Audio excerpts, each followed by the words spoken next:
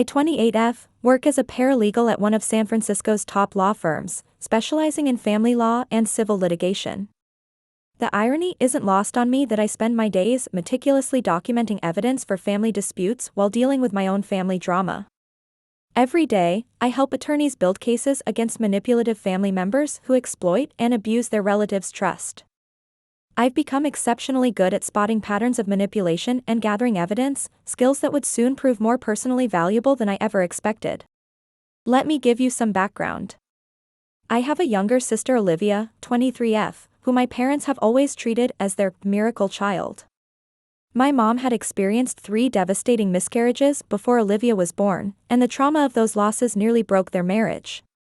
When Olivia finally came along, she became this symbol of hope and renewal for them. My dad, 56M, a usually reserved high school teacher, would light up whenever she entered the room. My mom, 54F, who runs a small bakery, literally called her their angel on earth. I get it, at least initially, trauma can make you overprotective. When Olivia was born, I was already 5 and had watched my parents struggle through their losses. I understood why they doted on her.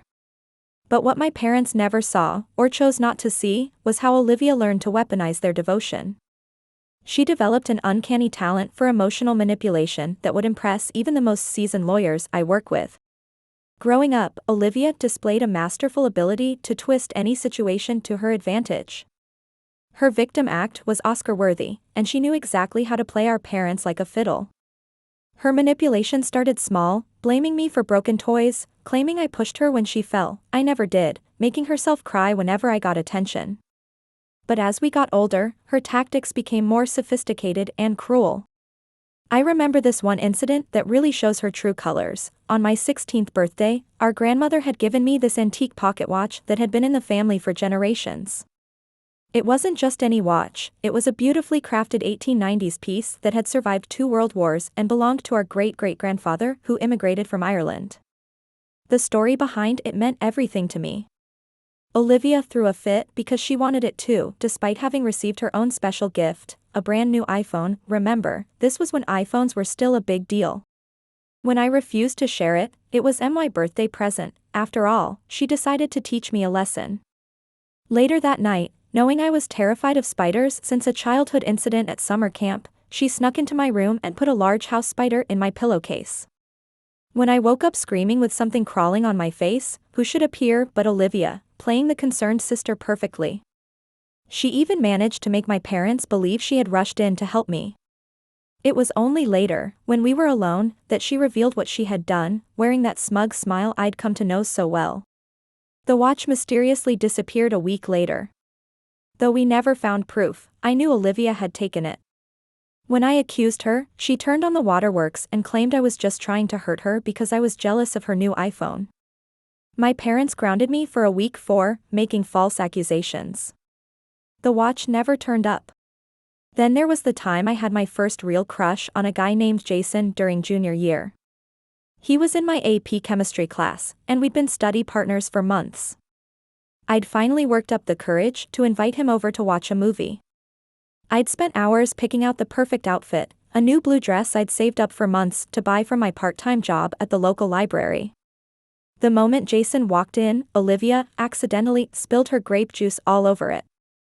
While I was upstairs changing, she entertained him with embarrassing stories from my childhood, including a particularly humiliating incident from a school play where I'd gotten stage fright and wet myself. I was 6. By the time I came back down, wearing my backup outfit, the whole vibe was ruined. Jason could barely look at me, and Olivia had somehow made herself the center of attention. I never heard from Jason again, and he switched study partners the next day. But it wasn't just my social life she sabotaged. During my senior year, when I was applying to colleges, Olivia accidentally deleted my nearly finished common application essay from our shared family computer, just hours before the submission deadline. I had to stay up all night rewriting it, and the rushed version probably cost me acceptance to several top schools. When I confronted her, she just shrugged and said, "Maybe you should have saved a backup copy." Isn't that what smart people do? This pattern continued throughout our teenage years. Whenever I tried explaining Olivia's behavior to our parents, they brushed it off, "She's just young," or "You need to be more understanding of your sister." My mom would always add, "You know how sensitive she is after everything we went through to have her." They always found a way to justify her actions, so eventually, I stopped trying. What was the point? Olivia was their golden child, and I was just the troublemaker for speaking up. My dad, despite being an English teacher who prides himself on critical thinking, became blind when it came to Olivia. He'd analyze Shakespeare's characters with his students all day, pointing out manipulation and deception, but couldn't see the same patterns playing out in his own home. My mom was even worse. She'd practically built her entire identity around being Olivia's mother, as if her own successful bakery business meant nothing compared to Olivia's latest achievement, most of which, I later discovered, she'd lied about or taken credit for from others. By 18, I couldn't wait to leave that house. I focused on my studies, got into a decent college across the country, and moved out immediately. I worked 2 jobs, at the campus library and as a research assistant, to avoid having to ask my parents for money, because I knew any financial dependency would give Olivia ammunition against me. College was like a breath of fresh air. I could finally be myself without Olivia undermining me at every turn. But whenever I came home during breaks, which became increasingly rare, she made it clear I wasn't welcome. She'd go through my things when I wasn't looking, ignore me during meals, and interrupt every conversation I tried to have with our parents. Once, she even went through my work laptop, accessing confidential client files, which could have gotten me fired if anyone had found out. Her response when I confronted her? A shrug and, "You shouldn't have left it lying around." Our parents, as usual, did nothing but tell us to get along. After that, I started avoiding home completely, staying on campus or hanging out with friends during breaks. I threw myself into my studies, graduated with honors, and went straight to law school. My parents seemed fine with my absence, explaining it away as me becoming independent. They even missed my law school graduation because Olivia had a minor cold and needed them. Now, at 28, I've built a successful career as a paralegal at one of San Francisco's top law firms. I specialize in family law cases, and the irony doesn't escape me that I spend my days documenting other people's family betrayals while trying to forget my own. I've had minimal contact with Olivia over the past 5 years, limiting our interaction to brief, civil exchanges during major holidays, when I bothered to show up at all. My relationship with my parents became increasingly distant, maintained through occasional phone calls and generic birthday cards. Then everything changed a few months ago when my dad had a near-fatal heart attack. When my mom called to tell me, I dropped everything and rushed home. She spoke my name with a surprising desperation I'd never heard before. "Madison, please come. He's asking for you." Those words cut through years of resentment, and I was on the next flight home. Dad survived and was stabilized, but the experience shook him deeply. During one of our talks in the hospital, as I watched him struggling with the various tubes and monitors attached to him, he told me he wanted to spend more time with his family. "Life's too short," he said, his voice weaker than I'd ever heard it. The doctors had prescribed a strict medication regimen and recommended lifestyle changes, including daily exercise. He talked about regrets and second chances in a way that made my throat tight. I understood where he was coming from, so I decided to stay for a few days. My firm was surprisingly understanding, perhaps because I'd never taken a sick day in 5 years and had built up enough goodwill to last a lifetime. I could work remotely, handling document preparation and research from my old bedroom, but Olivia was not pleased to have me back in the house. She made this clear through 1,000 small aggressions, moving my laptop while I was on client calls, playing loud music when I was trying to work, accidentally unplugging my monitor during important video conferences. Then during breakfast one morning, Dad proposed a family trip. "It's been years since we all went somewhere together," he said, his voice full of enthusiasm that reminded me of the father I knew before Olivia's manipulation took over our lives. He wanted to go to Hawaii, a place we'd talked about visiting when I was little, before the miscarriages, before Olivia, before everything changed. I hesitated initially. Spending extended time with Olivia wasn't exactly thrilling, but I agreed, knowing how much it meant to Dad. I saw something in his eyes during that breakfast that I hadn't seen in years: hope. Olivia looked like she'd rather eat nails than travel with me, but she couldn't exactly turn down Dad's proposal, not when he was still recovering from a heart attack. He made all the arrangements, booking accommodations and flights. I checked everything was in order and requested time off from work, even preparing case files in advance to ensure nothing would prevent me from going. But when we got to the airport, I discovered my flight had been mysteriously cancelled. I was confused and angry. Dad insisted he had paid for and booked all 4 tickets, so we went to the airline desk to find out what happened. Looking at Olivia, I realized only my ticket had been revoked. That sly smile I'd seen so many times before was there, the same one she'd worn after the spider incident, after ruining my date with Jason, after every small victory she'd won against me. I confronted her right there. "You did this, didn't you?" Mom jumped to Olivia's defense. "Your sister would never do something like that." Then Dad tried to smooth things over. "It's probably just an airline error. Let's not point fingers." The airline representative looked uncomfortable as she explained that my ticket had been cancelled yesterday, from my parents' home IP address, during hours when I was at work. I was stunned. There were no other flights that day, and flying alone the next day seemed pointless. Even now, with all the evidence pointing to Olivia, they refused to see her for who she really was. Dad hesitated, suggesting they might postpone the trip and reschedule, but then started talking about how long it had been since he'd gone on vacation, how the doctors said stress was bad for his heart, how maybe it was best not to make a scene. "You travel so much for work anyway," Mom said, not meeting my eyes. "You're not really missing out." Their comments stung. They seemed to be asking permission to leave without me, to once again choose Olivia's comfort over my inclusion in the family. I headed back to San Francisco, determined to put the whole incident behind me. "You're welcome to go without me," I said, my voice icy. Little did I realize that Olivia's golden child status would soon lead to her downfall. As I watched my parents and Olivia board their flight, leaving me standing alone in the airport, something shifted inside me. Years of paralegal work had taught me the importance of documentation, of building cases, of waiting for the right moment. I'd been quietly collecting evidence of Olivia's manipulation for years: emails, text messages, security camera footage, witness statements from former classmates and neighbors. It was time to put my professional skills to personal use. I made a decision right there in that airport terminal. No more being the understanding older sister. No more letting things slide. Years of collecting documentation about Olivia's manipulative behavior were about to pay off, and she wouldn't even see it coming. As a paralegal, I knew better than anyone, the truth always comes out eventually, and when it did, I would be ready. Update 1, I never expected my mother's panicked call to come so soon. My hands were shaking as I listened to her desperate voice explain what had happened at their Hawaii resort.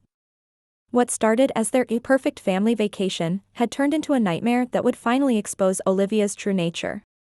It began when Dad's heart medication started mysteriously disappearing. At first, they assumed he was misplacing pills or taking them without remembering, a concerning but plausible explanation given his recent health issues. But after 3 days of carefully counting his medication, my parents realized that pills were systematically vanishing, 3 to 4 tablets each day. My mother initially refused to believe the obvious implications, but my father insisted on searching every corner of their suite.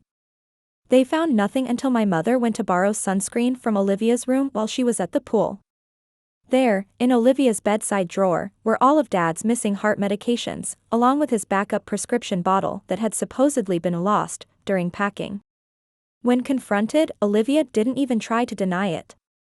Instead, she launched into a tirade about how I had poisoned their perfect family vacation. "He shouldn't have invited her in the first place," she screamed, referring to their initial plan to include me. "This trip was supposed to be about us, the real family." The situation escalated rapidly. Olivia began throwing things around the hotel room, smashing a lamp and several glasses. When my father tried to calm her down, she turned on him, screaming that his heart attack was just another way to get attention, and that he was pathetic for trying to bring that bitch back into our lives. The hotel security responded to complaints about the disturbance, but Olivia's performance didn't impress them like it usually did our parents. When she refused to calm down and began threatening to make them all pay, the hotel staff called the police. I could hear her screaming in the background as my mother described how she was handcuffed and taken away. She kept saying it was all your fault, my mother sobbed over the phone. "But Madison, she could have killed your father." Those medications, he needs them. The doctor said even missing a single day could trigger another heart attack. I maintained my professional composure. Years of dealing with high-stress legal situations had taught me how to keep my voice steady even when my insides were churning. Mom, I need you to do exactly what I say. Take photos of where you found the medication. Document everything. Use your phone to record any conversations with hotel staff or police. Don't delete anything Olivia sends you. My mother's voice cracked. The police want to press charges. They're saying it's attempted domestic assault or something. Should we get her a lawyer? No, I replied firmly. Let me handle everything from here. I've been preparing for something like this. 24 hours later, Olivia was released from custody, but her freedom would be short-lived. The police had found more than just heart medication in her room. They also discovered several stolen items from other hotel guests, including wallets and cell phones. She had been systematically breaking into other rooms while our parents were at the pool or beach. But Olivia wasn't done. Upon returning to the hotel, she immediately began plotting her revenge. She hid our parents' passports and wallets, effectively stranding them in Hawaii without access to money or identification. Her message was clear: if she was going down, she would make sure everyone suffered with her. I immediately arranged for emergency funds to be sent via Western Union and began coordinating with the hotel's security team. They were surprisingly helpful once I explained the situation. Turns out Olivia had already been on their radar for suspicious behavior around other guests' rooms. The final straw came when hotel security footage caught her attempting to gain access to the hotel's medical storage facility, where they kept emergency cardiac medications. When confronted by staff, she claimed she was just looking for aspirin, but the keypad's access log showed multiple failed attempts to enter a restricted area. That evening, as I coordinated with local law enforcement and the hotel's security team, I received a series of increasingly unhinged texts from Olivia. She threatened to tell my firm about confidential information she claimed to have gathered from my laptop during her previous snooping. What she didn't know was that I had already documented and reported her unauthorized access attempt to my firm's security team years ago. My parents were finally seeing Olivia for who she really was, but the realization was breaking them. Mom couldn't stop crying, and Dad's blood pressure was dangerously high from the stress. I arranged for them to move to a different hotel, away from Olivia, while the legal proceedings began. We should have listened to you years ago, my father said during our last phone call. His voice sounded older, more tired than I'd ever heard it. We were so afraid of losing her that we couldn't see we were losing you instead. The police are now building a case against Olivia, and with my documentation of her past behaviors, plus the new evidence from the hotel, she's facing serious charges. Sometimes karma works through the legal system. Update 2: things have escalated dramatically since my last update. After being charged with multiple counts of theft and reckless endangerment, Olivia was released on bail under the condition that she return to our parents' house and attend mandatory psychiatric evaluations. However, what happened next proved that the situation was far worse than any of us imagined. Instead of showing any remorse, Olivia turned our parents' house into a psychological warfare zone. She began by systematically destroying family photos, but only the ones that had me in them. When Mom confronted her about it, Olivia claimed she was cleansing the house of negative energy. She then proceeded to rearrange all the furniture in the middle of the night, creating loud disturbances that prevented our parents from sleeping. The real danger became apparent when she started tampering with Dad's new medication schedule. She would change the times on all the clocks in the house, causing him to miss doses or take them at incorrect intervals. When caught, she played innocent, claiming she was just trying to help organize things better. The doctors had warned that any disruption to his medication schedule could trigger another cardiac event. I immediately filed for an emergency restraining order, but Olivia found creative ways to make our parents' lives miserable while technically staying within legal boundaries. She would blast music at exactly 1 decibel below the noise ordinance limit, or stand silently in their bedroom doorway at night, watching them try to sleep. The breaking point came when Dad discovered his car's brake lines had been tampered with. Though we couldn't prove it was Olivia, the mechanic confirmed the damage was intentional. That same day, she'd accidentally started a small fire in the kitchen while cooking, at 3 a.m. My father called me in tears, "Madison, we can't live like this anymore. Your mother hasn't slept in days, and my blood pressure is through the roof. But she's our daughter, how did we fail her so badly?" Using my legal connections, I arranged for a psychiatric evaluation team to assess Olivia. She refused to cooperate, instead launching into a detailed conspiracy theory about how I had orchestrated everything, from Dad's heart attack to the hotel incidents, just to turn our parents against her. The evaluation team's preliminary report was disturbing. They noted severe narcissistic tendencies and a complete lack of empathy, suggesting a pattern of behavior that had likely been developing for years. When presented with evidence of her actions, Olivia would either deny everything or justify it as necessary for protecting her family from my influence. Our parents finally agreed to formally evict her, but the process has been nightmarish. She's been systematically destroying the house, shredding documents, breaking appliances, and even punching holes in walls. She claims she's marking her territory, and that the house will never feel the same without her. Last night, things took an even darker turn. During another one of her 3 a.m. episodes, she accessed Dad's email account and sent resignation letters to his school principal. She then proceeded to cancel all their credit cards and utility services, claiming she was helping them simplify their lives. The police are involved again, but Olivia seems to take pleasure in operating just at the edge of legality. She knows exactly how far she can push before crossing clear legal boundaries, making it challenging to build a case for immediate removal. I've been documenting everything meticulously, building a case that will hopefully result in both criminal charges and mandatory psychiatric treatment. My years of paralegal experience are proving invaluable. Every incident, every text, every piece of property damage is being cataloged and verified. Our parents are staying at a hotel for now, unable to return to their own home. Mom called me yesterday, her voice hollow. We spent so many years protecting her from the world that we never realized we needed to protect the world from her.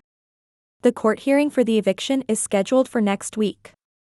Olivia doesn't know it yet, but I've compiled evidence of financial fraud she committed using our parents' information over the past few years. Sometimes the best defense is a well-prepared offense, and I've been preparing for years. Update 3: The final confrontation with Olivia played out even more dramatically than anyone could have anticipated. After receiving the formal eviction notice, she escalated from psychological warfare to outright criminal behavior. 3 days ago, during what would become her final night in our parents' house, she orchestrated what I can only describe as a calculated attempt to destroy everything our family had built. She accessed Dad's retirement accounts and attempted to transfer the entire balance to an offshore account she had secretly set up. Thankfully, the bank's fraud detection system caught it in time. When that failed, she began a systematic destruction of irreplaceable family heirlooms. Our great-grandmother's wedding china, photo albums dating back to the 1940s, and Dad's collection of first-edition books from his teaching career, all deliberately destroyed. She even live-streamed parts of her rampage on social media, claiming she was cleansing the house of generational trauma. The situation reached its climax when she discovered the hidden camera system I had legally installed, with our parents' permission, to document her behavior. Her reaction was immediate and violent. She grabbed a kitchen knife and started slashing furniture, screaming that she would rather burn the house down than let them win. The police negotiator asked me to share the comprehensive evidence file I had compiled. It contained years of documented incidents, financial records showing systematic theft from our parents' accounts, medical records proving her interference with Dad's healthcare, and surveillance footage from the house showing her methodical destruction of property. After a 4-hour standoff, Olivia was finally taken into custody. But the real shock came during her booking when the police discovered she had been operating under multiple fake identities. She had apparently been scamming other families using similar tactics, presenting herself as a long-lost relative or a distant cousin needing help.